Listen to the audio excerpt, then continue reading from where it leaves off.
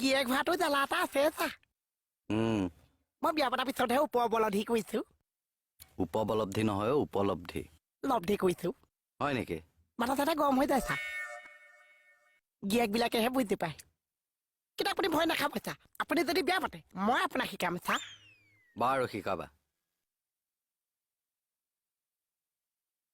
আমাৰ মোৰ কথা কিবা সোধে নাই চা হেৰা চাই পিনে হে চা আছে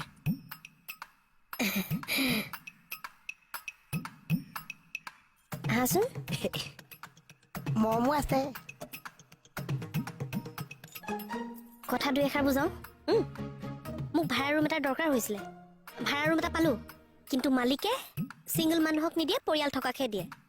পৰিয়াল বুলিবলৈ মইতো বিয়া হোৱা নাই সেইটো কাৰণে মই তোমাক চিলেক্ট